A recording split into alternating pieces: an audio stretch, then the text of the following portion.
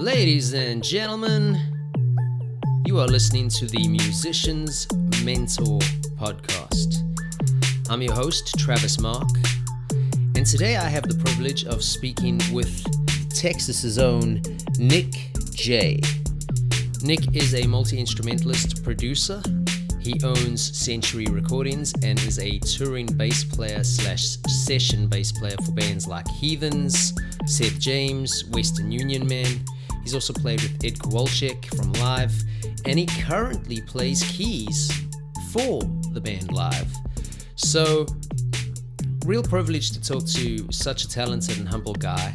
We get into a few things away from music, which I'm always a big fan of because I like to sort of get into the mindsets of people, or at least talk about mindsets. Obviously, getting into a mindset is a whole different ballgame. If you're enjoying these episodes, please head to your streaming preference and leave us a rating or review. But as usual, I'm going to jump straight into it. Ladies and gentlemen, the one, the only, Mr. Nick J. Damn, dude, you're fucking punctual. I try, man. I try. How's it going? It's good, dude. Just doing some cleaning and cooking some breakfast. Nice. What you cooking? Anything good? Man, I just got off of a 10-day detox, like gut detox, and so I'm really just trying to continue the healthy eating. And so I've got some chicken sausage, some onions, jalapenos, and bell peppers, and spinach, and a couple eggs. I'll make me a little omelet. Sounds delicious, man. Yeah, dude. Well, so I mean, we'll get into this, but you're on the road quite a lot, and something I've spoken to everyone I've spoken to so far. So at this point, it's like trying to eat healthy while you're on the road is not so easy, especially in certain cities. They still quite I don't want to say far behind, but still quite not as accommodating for the healthy eaters of the world. You'd be surprised, actually. Like, this band that I'm in now is really healthy. I mean, nobody's like a vegan or anything, but like, we all are very conscious about what we put in our bodies. And that's not to say that we don't have fun and like eat, like shit occasionally, but we don't do fast food. We all make enough money that we can spend $10 or $15 on a meal and not, feel really bad about it, kind of thing. Yeah. And so, I mean, honestly, like on our last, like, I think it was like an 18-day run or 20-day run, I lost 10 pounds. Wow, good for you, dude. So, yeah, it's really just, people can blame the road. It is, don't get me wrong, it is harder. Because, like, I was doing this detox, and it's like, I'm not supposed to have, like, butter or certain things, and it's like, some of the restaurants we went to, like, I just had no choice. Oh, yeah. It's like they cook in butter, and they're not going to, like, cook something special just in olive oil because some fat dude wants, you know what I mean? So. Oh, man. Well, cool. I tell you what, let's back it up a little. Firstly, thanks for taking the time, dude. I can't tell you how much I appreciate it. And secondly, just so you kind of know where we're headed or what we're trying to do, the whole idea here is to try and talk to working musicians about, their experiences, both good and bad, life on the road, how to get gigs, how to keep gigs. So we're not necessarily going to go into the typical kind of podcast or music podcast format where we're going to talk about, man, what's your favorite scale to practice, and what's your favorite piece of gear, and if you were on a desert island, what piece of gear couldn't you live without? Because, if you're on a desert island, you probably want to be worrying about food more than gear. But I don't know. I digress. So, I've prepped a couple things, but we'll basically just see where the conversation goes. And, where it goes, it goes. I don't edit anything. Unless, of course, we get some like really random noises in the background or something. Like the one I did a couple days ago. Oh man, my landscaper decided to come as I started the damn interview, and Oh and no. man, it sounded like damn fighter jets. It doesn't matter how much isolation I've got in the room. It's like he was right outside this room, and I was like, "Oh, dude, no." But away from that, we just go for it, and we kind of just have a chat. So, with that being said, what I've done with everybody, Nick, is I know it's a little like weird, but could I ask that maybe just for the people who are going to be listening to this, could you just give us a brief introduction? Where you're from, what you've done, how you got into music, and where you currently are, just so they kind of know where your headspace is and where you're coming from, please. Oh yeah, absolutely. My name is Nick J. I'm originally from a little town outside of Oklahoma City called Mustang or Yukon. It's kind of like there's two cities that rival each other, but my mom like lives right in between them, and my mom's address actually has like three different cities involved in it, so it's kind of funny. Anyway, I got my start in music at a really young age. Started playing piano when I was 3 or 4, and my dad had a Southern gospel group growing up, or not growing up, but before I was born in the 70s, he had a Southern gospel group, and so I kind of always had some sense of music in me. Um, just kind of fell in love with piano at a young age. Middle school, I picked up trombone and ended up being like an all-state trombonist. Played in the jazz bands, the marching bands, the concert bands. And then in high school, I found out that it wasn't very cool. So I joined choir where all the cheerleaders were and learned how to sing a little bit better. And then graduated high school. I grew up in church, so I ended up playing with some Christian bands right out of high school, touring the country. And then since then, it's just been like a building block, It's over the last, Jesus, almost, I guess, 20 something, 21 years now. It's just been like, all right, what can we get to the next step? I picked up bass when I was 11, fell in love with it, found that I was pretty naturally good at it, and just kind of exploited that and just started getting better and better or at least trying to get better and better and spending hours and hours and hours a day practicing and honing and, all the fun stuff. Um, since then, played with a band called Jonathan Tyler and the Northern Lights for the first 5 years of that band. They're still going, but I stepped out in 2011.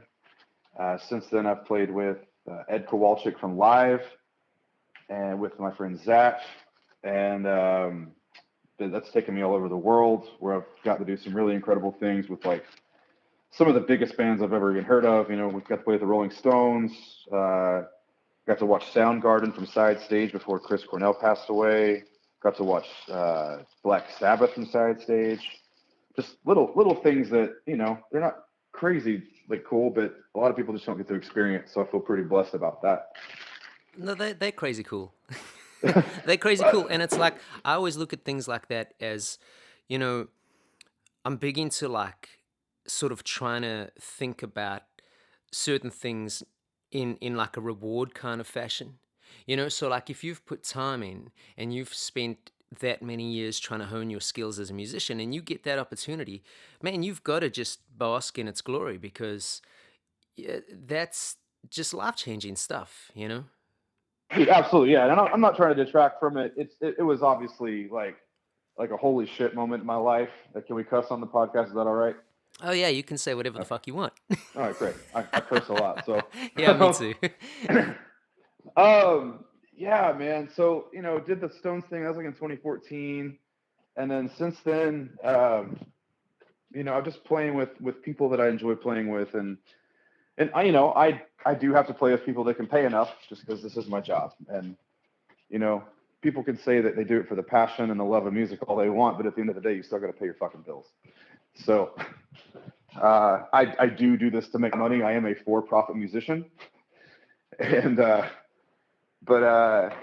man, it's been a ride, man. It's been 21 years of just hustling and grinding, and years where I literally made $3,000 or $4,000 for the year.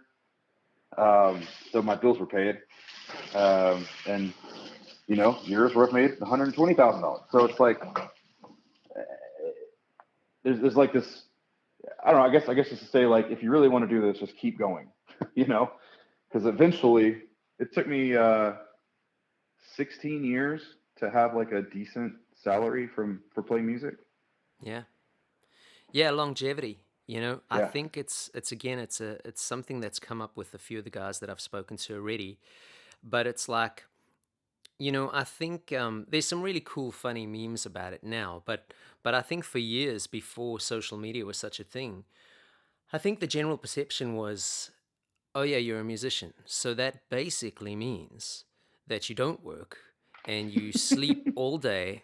And when Hmm. you do work, you drink or indulge in other vices when you do, because what a fun job. This isn't a real job. When are you going to get a real job? I mean, the amount of times I've had that question asked to me, and it's like, it's really quite crazy, you know, because something that again that I'm trying to hopefully achieve with this, and where this goes, I don't really know. I mean, I've done podcasts before, but it was very you know, it was genre driven, instrumentation driven, etc., etc., etc.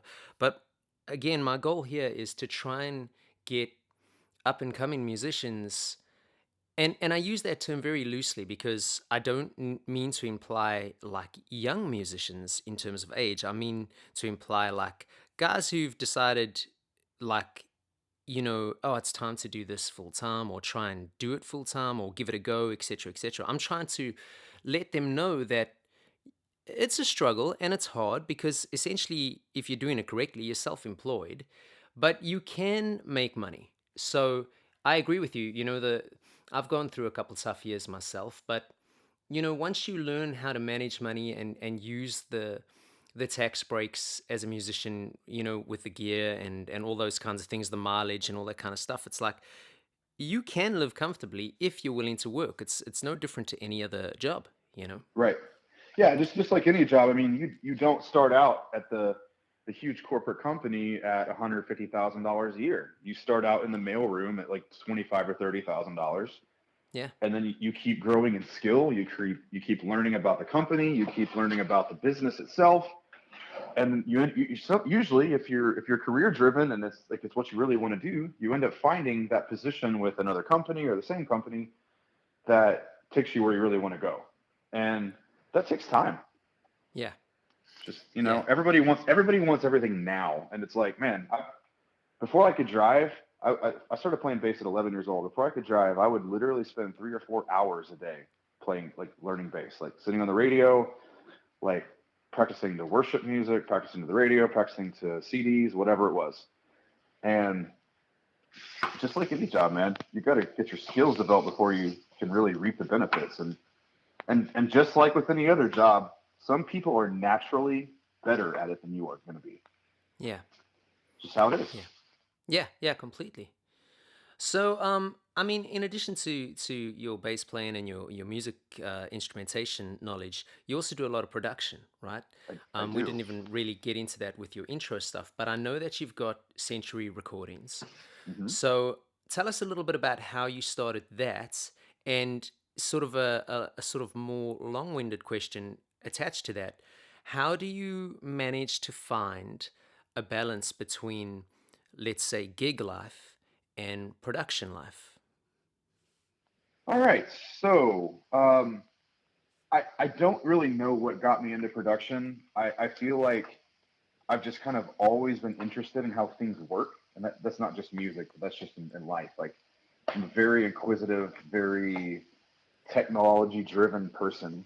Um, and so when I really started learning music and listening to music, I was trying to figure out like why they went to that chord and where they went to that chord and how, and that just kind of all prompted, you know, I want to do this. And Yeah. so even as a kid, my best friend and I growing up, but especially in music, he actually passed away unfortunately in 2007. I'm sorry to hear that. Uh, yeah, it was a crazy freak accident. Um, we learned music together, and we'd go up to our church, and we had a key to our youth building. And we went to a pretty large church, and um, we had been there our whole lives, so we were really trusted, people and stuff. But we would just go up there and record on this little Roland 8-track digital recorder. and just try and figure it out. Like, hey, what does this sound like? What if we do this here? What if we do this here? And that just kind of snowballed, to be honest. I started doing that when I was probably 14 or 15 years old. Wow. And, by the time I was 18, I had a Motu 828 interface that I could connect to my little Hewlett Packard PC. And I was able to kind of understand what tracking and mixing were. I didn't really yet, but, I downloaded a cracked version of Nuendo and a bunch of cracked plugins and just started learning. I didn't know shit. Yeah. So now fast forward, and I've got a vintage Neve console and a bunch of really rare and nice outboard gear and nice microphones, and still learning, just trying to figure out how to put it all together, just with better gear this time, better gear now. Yeah. So, what was the second? What was the long-winded part of that question? Sorry. Just basically, how do you balance the gig sort of part of your musical career and the production side of your musical career? Honestly, like if I don't, I get bored. Um, I love music. I love everything that I do, but if I stay in one place for too long, I start to not lose interest, but I'm ready for the next step or the next part of it. And so for me, I also mix live. I mix bands live. I do corporate gigs just to keep money coming in. For me, doing the different array of ideas keeps it fresh for me. It keeps it moving, and it also teaches me. So if I'm out with a live band and I hear a band that I really like that we tour with, or maybe we have a show where, Trevor, our organ player, does something I've never even thought about doing before, it's inspirational to me as a producer. It's like, oh shit, I can do something like that in that song that we just started recording. Yeah. So I think it's a huge important part of the balance, or a part of music, is not just pigeonholing yourself in one area, because that's how you get burnt out. Because as soon as that doesn't go exactly like you thought it would, then it's like, well, shit, I guess I wasn't supposed to do this. Yeah, I mean that's a good point. And let's kind of jump on that there as well, like the burnt out part. So as I'm sure you have, I know a lot of musicians who they seem to come and go. You know, they have real success, and before you know it, a few years later, they're not even doing the music thing. So I don't really know what causes that. I mean, obviously everybody's wired a little bit differently, and people think differently and handle things differently, etc., etc., etc. But are you? Let me think how to question this correctly. Basically, basically, when I'm in relationships, okay, I've always got a little bit of flack about the fact that I work too much. You know, I'm a workaholic, and even on the days off, I'm trying to work on something musically. Now, I quite enjoy that. I obviously need to find a bit of a better balance for myself personally. But are you the type of person that when you aren't booked in the studio or aren't booked sort of on the road, are you doing things musically related, or are you kind of just stepping away from music completely? I'd say a little bit of both. Like if I come off like even just a 3 or 4 day run, um, I I have been known to like just come home and just completely get away from music for a day. Like yesterday, I got home from, it's kind of a little mini vacation. I went to surprise my mom for her birthday, but I came home, and like yesterday, I didn't have any motivation and any energy, and I don't and with the way that my mind works, like I try not to force that in music, because then I feel like you can hear it. Oh yeah. And so I rested yesterday. I cleaned my house. I watched some TV. I played a few video games. It just took some time away from music, away from my normal everyday to day, and just relax. And I think that's super important too, is to disconnect just for a little bit. Yeah. If I come home from a 2 or 3 week tour, I might chill for 2 or 3 days and just completely just get not even listen to music. There are days I don't even turn my radio on in my car, or I just put podcasts on, or I love the Netflix channel on Sirius, um, those kinds of things. I follow you on Instagram, so I see what you're up to, etc., etc., etc. And I'm also unfortunate in that I gig pretty much every night, and it's funny because I find that I listen far more to other sources of media than music as well. Mostly because, after a gig, I don't know if it's because I kind of want to try and maybe rest my ears a bit or what, but I just, I while I do something with music pretty much every day, I don't want to listen to music on my way home from gigs and things like that. I try and like just decompress a little, Yeah. So podcasts and stuff are great, I mean, man, imagine if podcasts were out 20 years ago. Like, Oh. it'd just be amazing. Even YouTube. I know that a lot of musicians kind of bitch and moan about the internet and streaming and social media and YouTube and all this kind of thing. But it's like, man, like, imagine the educational advances you could have Oh. had things like YouTube been around. Because, to have a career as long as someone like you've had your career, you've had to be diligent. And like you say, I mean, you picked up the bass at like 11 and you practiced. It's like there's a certain amount of self discipline that has to go with that. Hmm. Where I don't know if maybe the social media aspect of it has become distracting for people, but I sometimes look at that and I just think back to when I was younger, and man, just to get like an educational like VHS tape was like, oh man, they were expensive, and when you did get one, you'd basically watch that thing until the actual tape stretched out. So it's like now that you can just like get everything at the touch of a button. I mean, it's good in that regard. I know it's bad in many others, but like I sometimes really wonder for myself personally how that might have changed things for me. Would it have been a complete distraction, or would it have been just a godsend? Because just what an opportunity to just use that. Yeah, but at the same time, what also came with the YouTube and everything was the ease of recording, to where you didn't have to actually know anything about music. And so there's that balance that's like, it's definitely been lost. But would that balance have been available if, like if YouTube came out before the technology to do everything at home or on a MacBook Pro came out beforehand, like would we be as lazy in music now because of YouTube, or is it just the ease of being able to create? Um, I guess what I'm saying is like, is YouTube the reason that we have so many talented artists, and also some artists that maybe should look at some other options for gigs or for careers? And is YouTube the reason that we are lazy as a music community now, or is it the fact that everything is easily accessible? I guess is what I'm trying to say. Yeah, I don't know. The one thing I will say that I've noticed, and again, I think we're fairly similar in age, and so you've probably noticed it yourself, but the one thing I will say is like if you think about like sort of music clinics, like where you would used to have to pay for a ticket and go watch a guy at a music store, for example, I don't see those getting as attended as they used to. And I think live concerts is probably the same. Not necessarily for like the big stadium kind of selling out kind of artists, but I think that comes with the fact that, well, firstly, you can just pull up all that information on your phone. So why go sit with a bunch of dudes in a room and pay?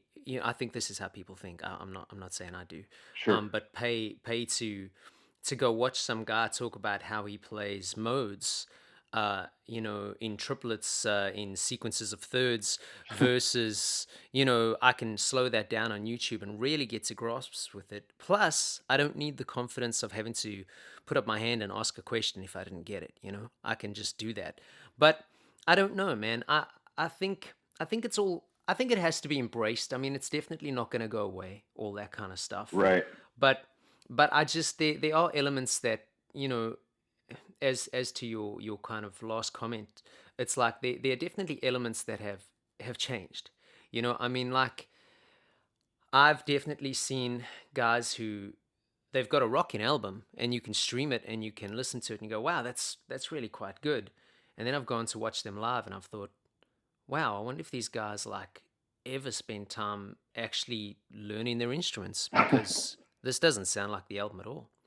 In fact, I saw a post on Butch Walker's Instagram story a Love couple him. days ago. Oh, he's fantastic. Yeah. And I don't know who he had reposted it from, but it basically said like, "Are you honestly telling me that we're now at a point in music where we're asking musicians and artists and writers and producers to rather learn and take the time to learn algorithms and sort of the coding side of how numbers work to attract sort of people to your page so you can be an influencer versus taking the time to learn your craft." And I just thought that was like, that's pretty spot on to where it seems to be, you know? Yeah, I think people are using music. I think, okay, this is going to get really deep and way kind of away from music for a second. That's totally cool. But I think that people are using music as therapy, like literal therapy. I think that there's a lot of trauma in today's world. And I think that a lot of people either don't know how or are too afraid to face and deal with that trauma. And it feels like it comes out in different ways. You know, we have like the TikTokers that like a pretty girl who has like maybe daddy issues can just stand there in a bikini and get 50,000 likes. Yeah. Whereas like there's a girl named, I was just listening to her when you called. How do you say this name? As a girl like Xenadelphia, who, you know, a lot of people haven't heard of, who is like ridiculous voice, this ridiculous talent naturally, and maybe she's not as pretty as the Kardashians or something. You know, it's like we've put our focus on so much surface level things, and so then we use creativity to use as therapy instead of as creativity. Yeah. Um, It's quite sad, actually. it's tough to watch as somebody who has grown up and only done music. I mean, I've had jobs obviously just to keep money coming in when music was slow, but as a career, as a lifelong career, it's really hard to watch. Um, you know, imagine kids using like being an oil CEO as therapy. Like, you just don't see that. Yeah. Do you ever watch South Park? That's one of my favorite shows. I can't stop watching it. Did you ever see that episode? And this is like going back a few years now, when Guitar Hero kind of was like becoming a thing, and all the kids keep getting together for these like Guitar Hero parties, and they're like, can't believe how good they are at Guitar Hero. And I think it was Stan's dad. He goes up into the attic and he brings down like a Gibson Les Paul and some massive Marshall stack, and he plugs it in front of all the kids, and he does this ripping solo. I mean, it's just incredible. And all the kids kind of like stop and look at him, and he finishes and he's covered in sweat, and they go, "That was lame." And oh man, I think about it all the time because it's like, it's quite funny. A few years back, when Guitar Hero was quite big, the band that I was in at the time, we got hired to go play at the Guitar Hero World Championship uh, contest final. I don't know what it was, and we were a real band playing at this event. We were like one of, say, maybe three or four bands playing, but man, I was watching some of these dudes, and I'm talking sort of teenagers up to about 30. So like anything from around 14, 15 up to about 30. And these people from all over the world, and they just shredding on Guitar Hero, like, wow, just like my jaw was dropping because I couldn't believe the skill required.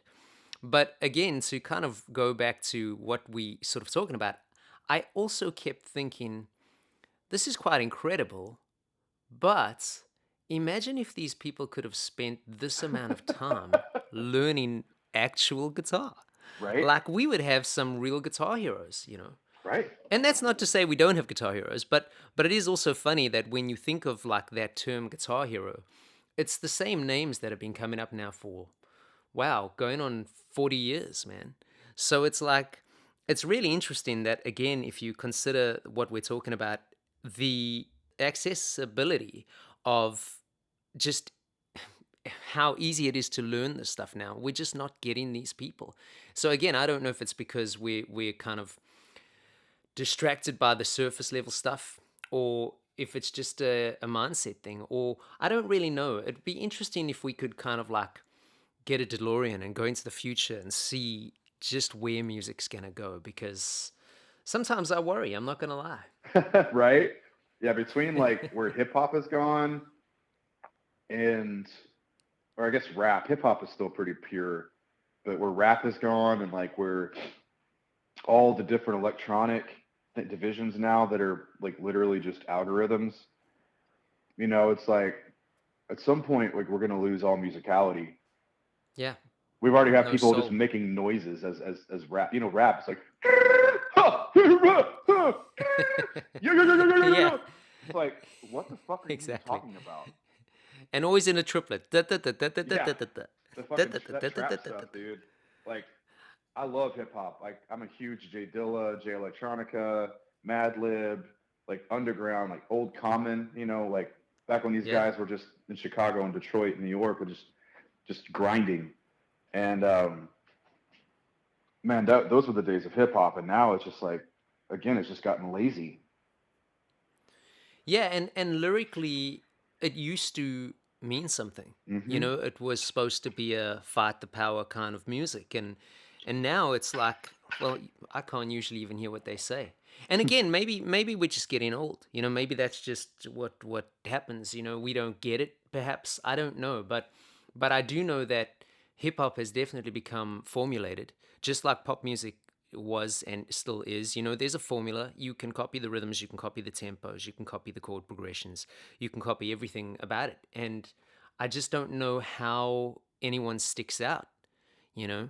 Like, will we ever have another Tupac or Eminem? I'm not sure. I mean, have you heard that kid Token? I Ever? think he's from Boston. No, I haven't heard him yet. Um, Man, he's phenomenal. Why he's not breaking through, and again, I use that lightly because I mean he's got millions of streams, etc., etc., etc. But I mean this kid's just phenomenal, dude. Hmm. I believe that Mark Wahlberg is behind him financially as like kind of an angel investor. Um, but I mean I have no way of proving any of that. This is just what I've heard. But Sure. like a kid like this, he's talking about like some real issues, you know. But I think it's almost just too real because people want to hear the perp thing, you know. Yeah.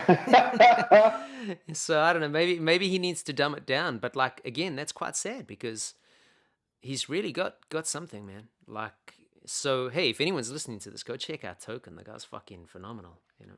I'm gonna add it on my phone right now. Just like Token, Yeah, yeah, Token. not like Tolkien from South Park. No, no, unfortunately not.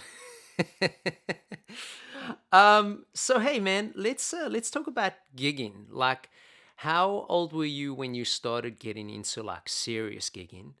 How did you go about getting sort of into gigging? And now that you have been doing this for a few years and obviously, you know, you're still gigging and you're on the road and you play with a bunch of different guys, what advice could you give people about once you have a gig, how do you keep that gig? Ooh. All right. So the first question was, how old was I when I first started gigging? And how did you get into it?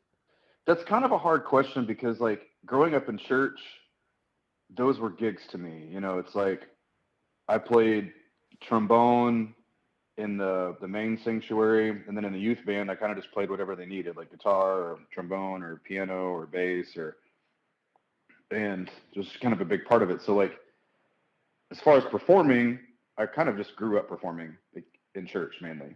I would do special songs for the whole congregation.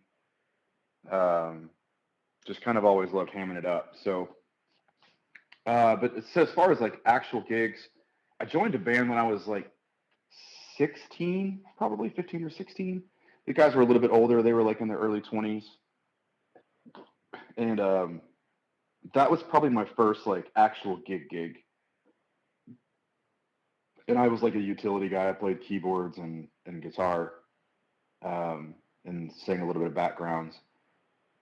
But then when I graduated high school, uh, there was this Christian band that did like a lot of youth camps and conventions and such, that the bass player married my pastor's daughter.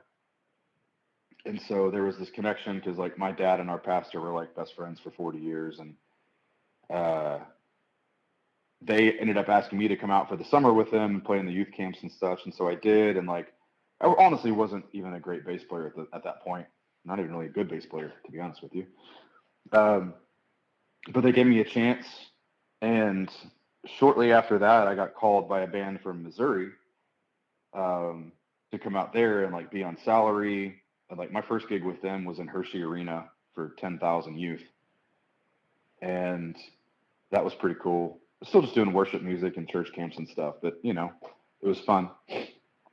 So I did that band for like 8 or 9 months, and like there were just some internal things that I didn't agree with as far as like the way I was treated, but I also was kind of like it's kind of like the prodigy of my hometown. So like, you know, I was always praised, and you get out in the real world and it's like, hey man, here's what it's really like.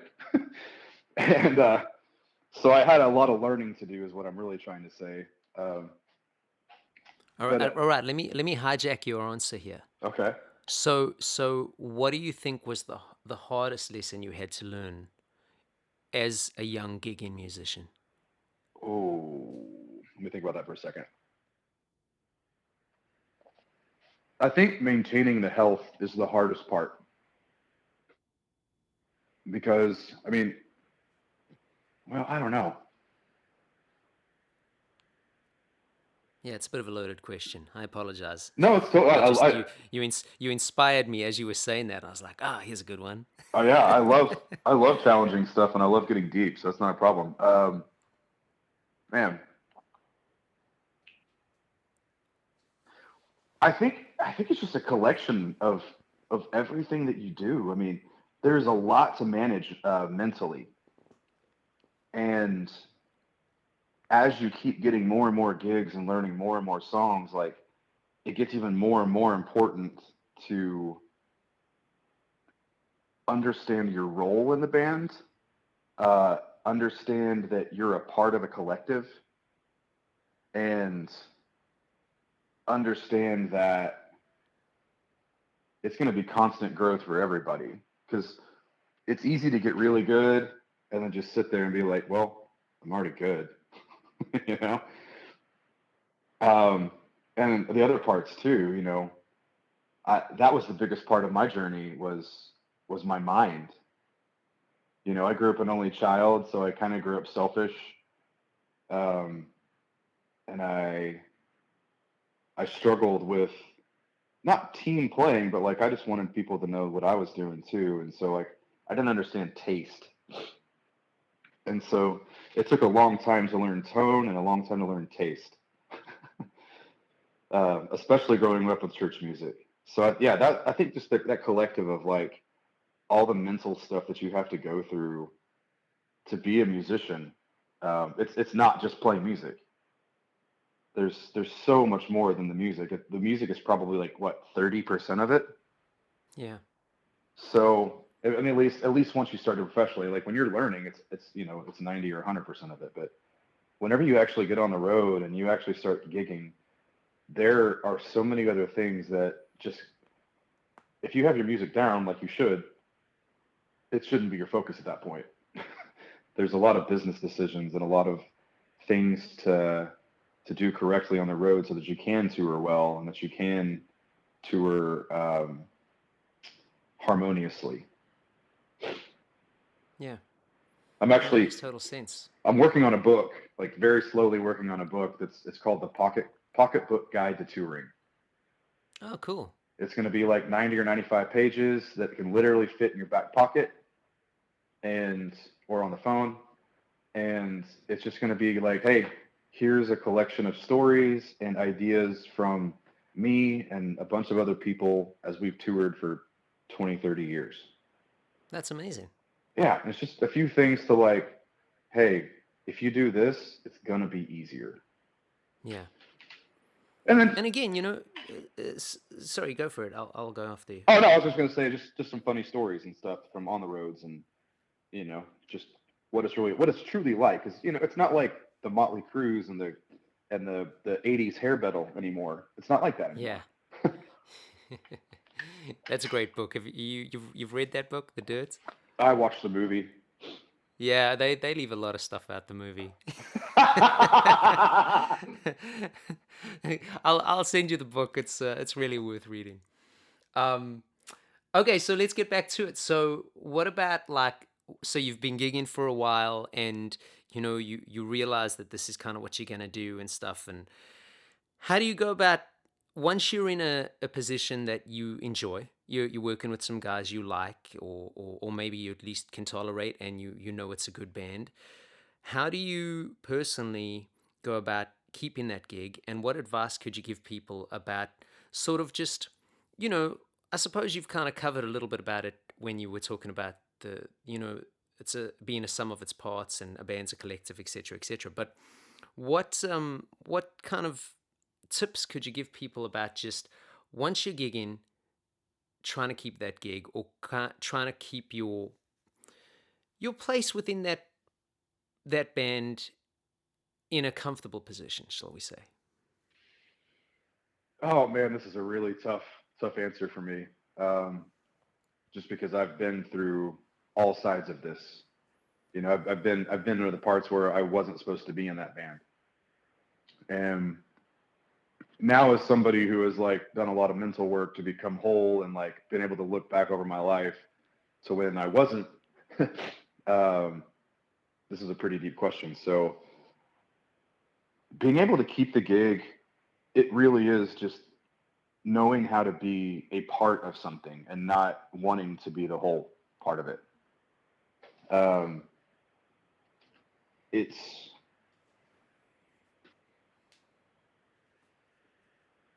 it's understanding like I don't I, that's really it. It's being part of a whole. If you're a cog in the wheel, then you're in the wrong machine.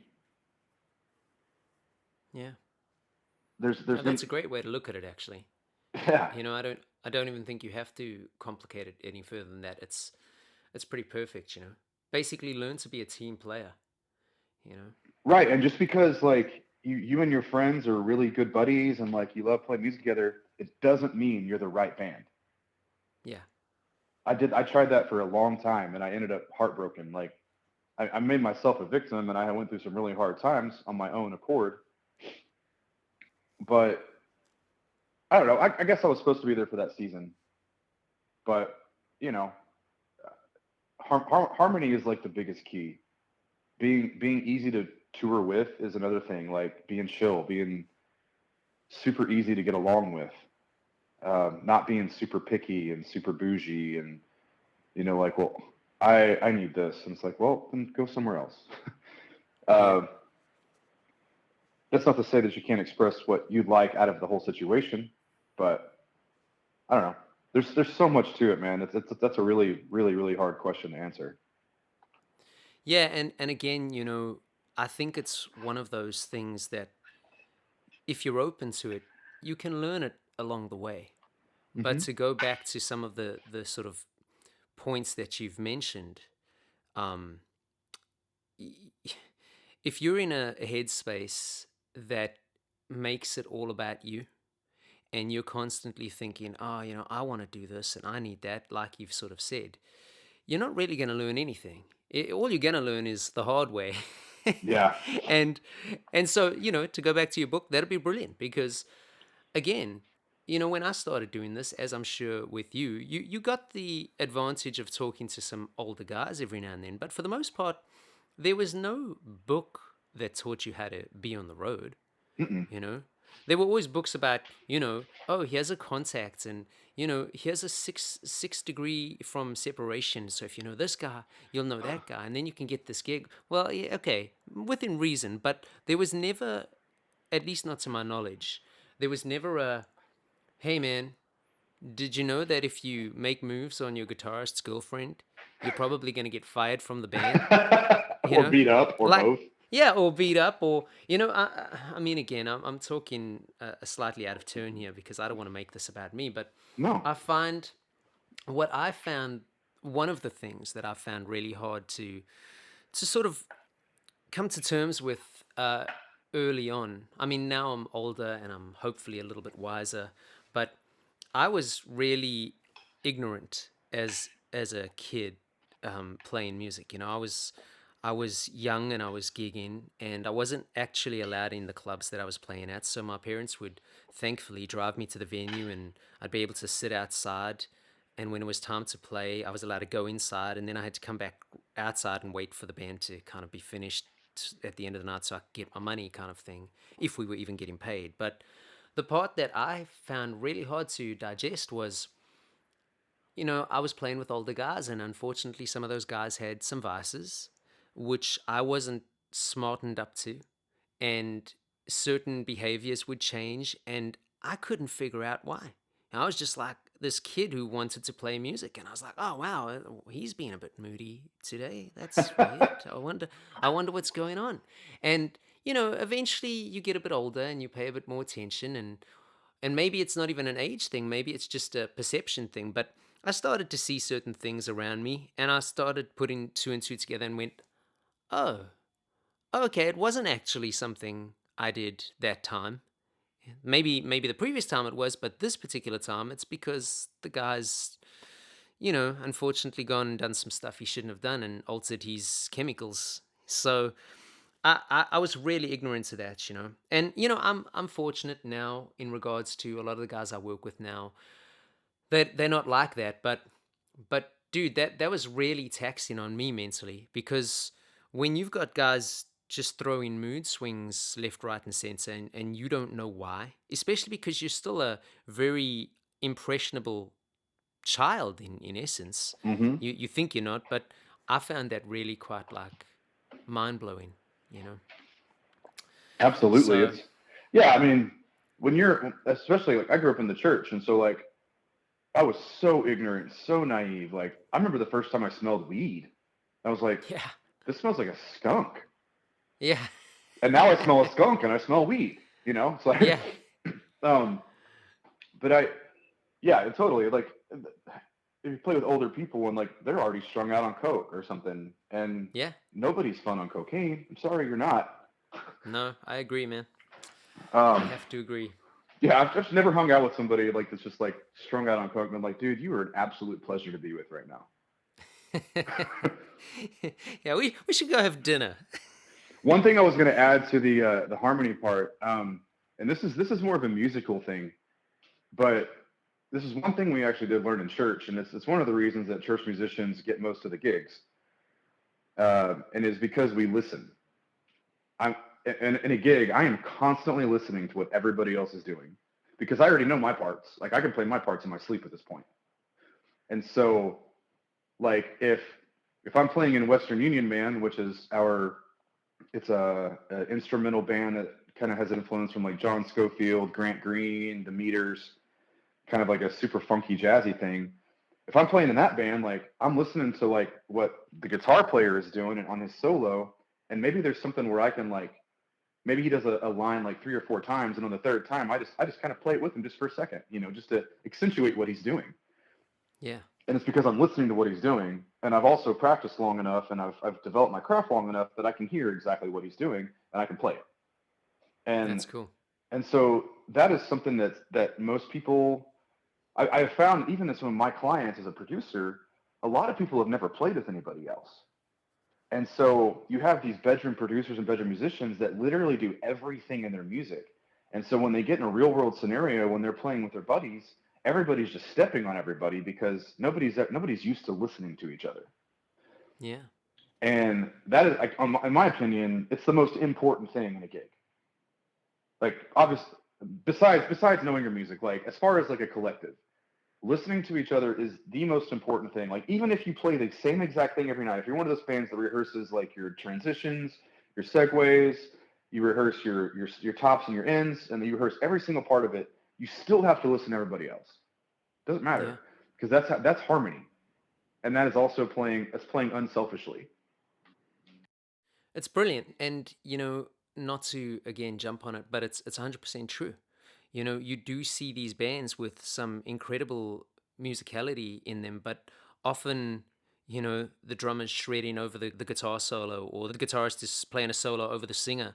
And Hmm. it's like, that stuff's important. And again, not to bring it back to radio music, because radio music has changed so much, but if you do go back to radio music, that stuff has space and there are parts. And I'm not saying you have to stay exactly like the record, but you can learn from that. You just got to develop big ears.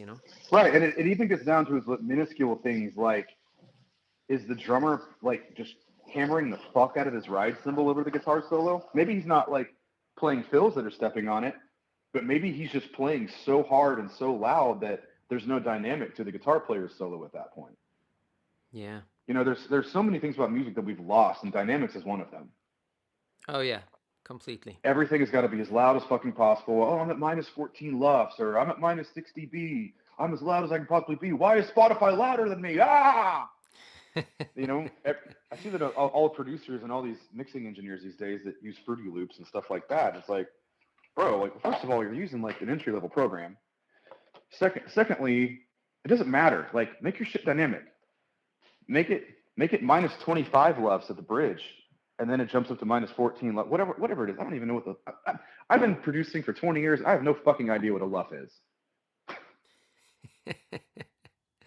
But the thing is as well, loudness doesn't mean better. No.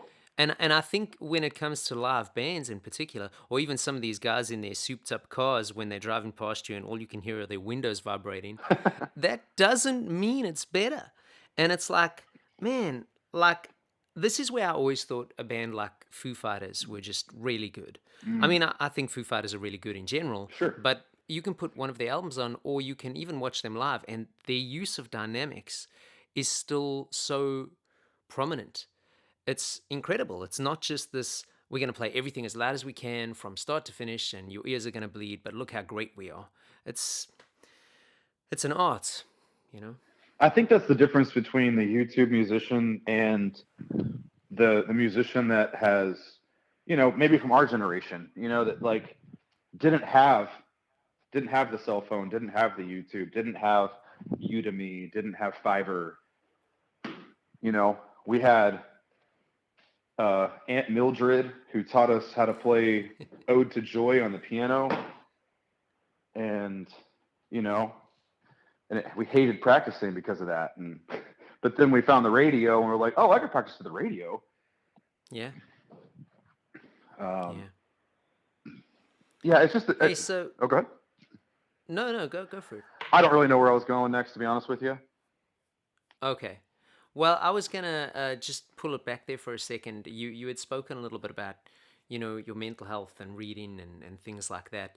And often I see you post like these kind of quotes from some of the books and stuff you're reading. Mm-hmm. What I like about that is I'm a big advocate for all that stuff as well, and I think that especially I'm sure with every vocation, but I think with being a self-employed musician, self-motivation is a big part. And if you can't self-motivate, you can potentially go into these bad places mind-wise and start to believe that maybe you're not where you should be or not achieving what you should be achieving, etc., etc., etc. So let's just for a second talk about sort of that part of it. What are some of your favorite kind of mindset sort of books? Oh man, we're getting into like fun stuff for me now. I've really enjoyed stuff from like Dr. Joe Dispenza. Okay. He has a book called Breaking the Habit of Being Yourself, and that one really hit me hard. Just there's a lot of really great stuff in there that spoke to me on a number of levels, and it's all basic stuff that like is so logical that I just never thought about. But like there's things in there like where he talks about what a personality actually is, and it's something that's like, actually let me see if I can find it real quick. It's like the accumulation of influence throughout your life or something like that. Library. Let's see. Thankfully I do a lot of reading on my phone. Uh, oh, this could take a minute. Anyway, that was a great book. He actually teaches you how to hypnotize yourself, Wow. and which is kind of how I got my start in my on my journey. Is I dated a hypnotherapist, and she kind of taught me about the subconscious mind and like how we do a lot of things to ourselves, including like make ourselves sick unconsciously. Yeah.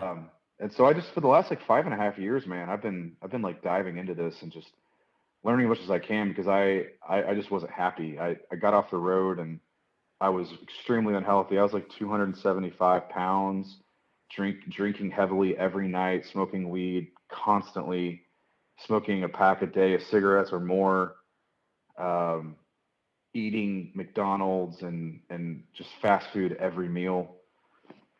I felt like shit. My blood pressure was like 170 over 110. My dad had just died. I was just in this like crazy downward spiral. And learning about all of that just really shifted, and it made so much more sense than what I grew up with, like with the religion side of things. Um, and so I just honestly, I started practicing. Like I would wake up every day, and whether it was a shitty day or a good day or a great day, I would just tell myself the things that I really wanted to be. I'm happy, I'm healthy, I'm successful, I'm wealthy, I'm patient, I'm loved, I'm worthy. And then I finish it up with I'm right where I'm supposed to be and I'm grateful. And because that's one thing that really like helped cure my anxiety was just understanding that I'm right where I'm supposed to be at all times. That's And amazing, dude. it's tough because like the girl that I dated, without getting too deep into it, we got we had a very deep relationship for how short it was, and like one day she just left, I'm sorry and to hear that. it is you know what I've got nothing bad to say about her. Um, I'm extremely grateful for that relationship and that season of my life, as hard as it was afterward. Um, but like I still talk to her. I still recommend people. She's a therapist, so I recommend people go to her because I think she's really good at what she does. Um, Definitely was not the right person for me, which is fine. But I'm extremely grateful for everything I learned, and but I found myself like literally in the fetal position on the floor in physical pain in a puddle of tears like a few times. Wow. And even through those times, I reminded myself that I was where I was supposed to be. And I didn't believe it at the time, Yeah. but I kept telling myself till I did believe myself. And eventually, after a month or two, I actually started to believe it. Hmm. And I just kept that going. And like, that's what I've been doing is just, by reading 4 or 5 days a week and getting on this exercise train and just doing things that are healthy to my body, like eating better foods, like pretty much cut out all pork except bacon. Um, just little things like that are slowly making my mind feel better and my body feel better. And I turned 40 in December, and I decided that from by the time I'm 40, I want to be the most mentally, physically, and financially healthy I've ever been. That's amazing. Good goal. Yeah, man, and I'm close. Like I'm already down. I'm trying to lose like a total of 60 pounds. I'm already down like 23. Um, I've made great money this year. I'm getting out of debt and like slowly paying my debt off. And mentally, I'm the healthiest I've ever been. I'm the happiest I've ever been. I'm the most content, but not complacent. I'm expressing more gratitude than I've ever expressed. And It's amazing. these are all things that just make life better. Yeah. Music's great. Music's fun. Music's my job, and it's not everybody's jobs, but I understand that. So it means more to some people than others. But uh, without the mental work, none of it matters. Yeah. I agree. And it sounds like you're doing all of that really maturely, you know? I Ooh. think it's so easy to just play the victim card and go, oh, this sucks because of this, that sucks because of that. It's everybody else's fault. It's never mine. And I see it every day. And it's some of the musicians I play with, I mean, they're wonderful people, but sometimes they could really do with you should look at yourself a little bit, you know? Man, And you know, again, it's like where I'm at in life, I kind of just bite my tongue. I know my role. You know, I know who pays me. I know that with a lot of people that I work with, I'm just the side guy. So I just put a smile on and yes sir, no sir, you know, kind of thing. And I'm fine doing that because it's not my journey, you know, it's theirs. But some people, like you say, would be a lot happier if they just made tiny, tiny changes. Small changes. Enough small changes add up to a lot of big changes, you know? oh man, and it's okay. One of the things that I did to make my life, and this made my life literally 8% better immediately, is I started making my bed every day. Like a military kind of routine. Yeah, but not even like military, like not even pressed and ironed, like just even just folding the comforter over so that when I get in bed later that night, I have to do something to get in bed. Yeah. And then I added like I try to immediately drink a lot of water as soon as I wake up. Like these little tiny things that just as you keep adding little tiny things, it just all of a sudden you're like, oh my God, like look at this routine I've created. I feel great every morning now. That's amazing, man. Little things like I sleep 6 to 7 hours every night and I sleep good every night. And I I mean, follow, that in itself is a massive accomplishment for a musician. dude, and yeah, I've trained myself to do that though. Yeah. I've mentally taught myself how to sleep well, and it took time. And That's so cool, man. it's not to say that I don't have weird dreams occasionally, or don't wake up to pee or something like that. But like, I wake up rested almost every single morning, and sometimes I wake up at like 7 or 8 in the morning too. So just to go on that, and I'm gonna get a little off topic here, but how important do you think that is? Because I'm a big believer that you know trying to stick to a routine in terms of what time you get up every morning is really important. And so now again, you know, like you, I'm a working musician, so sometimes I find I get home really late, but without fail, I'm still up at the same time every day, you know? And sometimes I feel like a damn zombie because I didn't get much sleep. But I find that on the times that I've sort of swayed from that and gone, oh well, I'll just wake up when I wake up kind of thing, I'm just not as productive. Right. It's true. Yeah, it's totally true. So hey Nick, so I don't want to take too much of your time, dude. So I'm gonna ask you one more question. And it's a bit of a loaded one, but you can go as long or as short as you want. Um, what do you think has been the best advice you've ever received? Hmm. Is this far as career or just in life? Why don't we do both? Okay. Well, in life, I'm just going to echo the right where you're supposed to be thing. Um, that changed everything for me, and it helped me beat like the little bit of depression that I was in, and it's helped me maintain anxiety as I have hard days even still. Um, just sometimes money still gets tight because I'm a musician. So uh, when in those times, I can just be like, man, you're good. Just keep manifesting. It's funny. I'll literally wake up in mornings like when I'm instead of like getting sad or upset or just stressed that I'm low on money or that uh, I'm single at 39 or whatever. Like I just say a little prayer, just like, man, everything's awesome. Like so I start thinking about all I have. Actually, honestly, I start thinking about everything that I actually do have and stop focusing on what I don't. And every time I do that, something happens. Um, a couple weeks, like last week, I was like, man, okay, I might have to pull from my savings a little bit for this month, uh, because we're about to go on like 11-day tours, so we're taking like a week and a half off before we do that.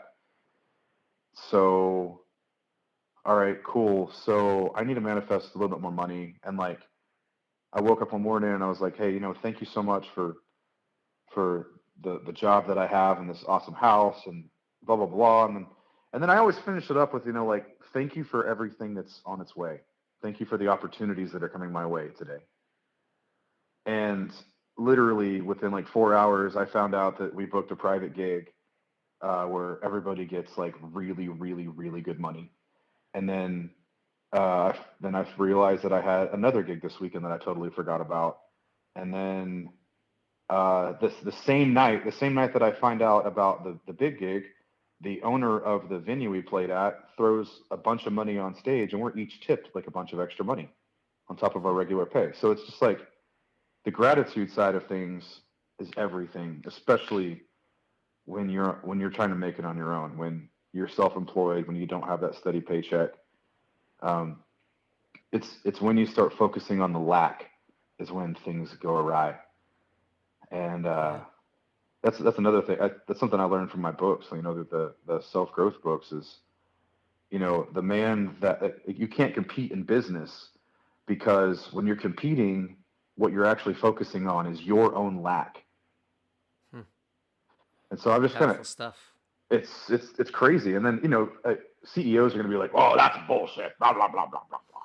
Yeah. It's like it's really not. I mean, granted, if you're playing a baseball team, that's a different thing. But like, if everybody has their place, everybody has their client base, everybody has their people, everybody has their product, and it's going to go to the people that need it, that want it, and that's just how it is. You can't change it. Yeah. So I'm a big believer in just like everything happens exactly as it's supposed to. I agree. And so, so that's what I'd say for life. As far as music, man, I don't know. I think it's just listen. It's great advice. Listen to everything. Listen. Yeah. Listen to all genres. Listen to each other. Listen to yourself. I think there's a lot of it, and just like shutting up and listening. Yeah. It's great advice, dude. And then one more piece of advice for you guys that are touring. Whenever you're setting up, like, check your instrument, make sure it's in tune, make sure your tone's good, you know, play 30 seconds of a song, and then just put your shit down. You don't need a noodle for 20 minutes while the sound guy's setting up. The sound guy needs his ears for that night. So when he's putting the mic in front of your cabinet and you hit that A chord or the E chord on your Les Paul, it fucking hurts. Yeah. So be mindful of that. If somebody else is checking their instrument for sound check, shut the fuck up. Yeah. The sound guy needs to hear that, and to make you sound better. It's a professional thing. You know? Absolutely, man. That's one of the most. When I see a band do that, I know they're pro. And the thing is, 98% of bands do not do that. Yeah, you're right.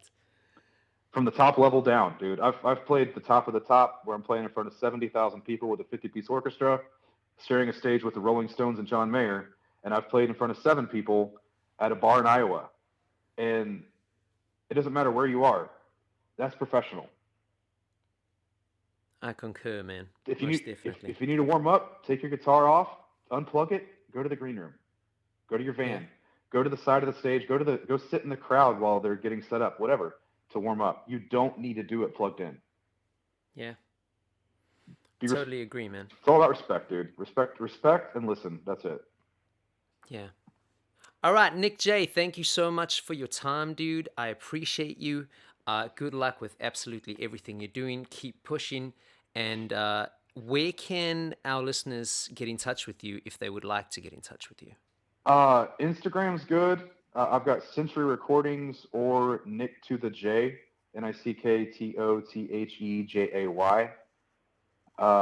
And then those are really the best ones, or you can email me at nick@centuryrecordings.com. And I'm down for advice, or if you need songs mixed, you need stuff recorded for your record. I play a few instruments, so and I'm set up to record. Amazing. Well, dude, thank you so much for your time. I will talk to you soon. Yes, sir. Thank you. Bye. Later. Sweet. I would like to thank Nick J for his time. I would like to thank each and every one of you for your time. And if you're getting stuff from this, please leave us a rating or review on your chosen streaming platform. You can find out more about the Musician's Mentor podcast or our website in general by heading to musicians-mentor.com. You can find out more about me by heading to travismark.com. I'm always down to talk music, and you know I've said this a couple times, but I'm not doing this for financial gain. Although I am starting to get a few people interested in advertising. I'll sort of see what I decide to do with that. But I truly hope you're learning stuff here. And if you're not, I just hope that maybe it helps you think about things to benefit your own life. That's the goal. That is the only goal. I'm really not looking for anything else out of this. Thanks for listening. Keep pushing. Good luck with everything you do. Mad love.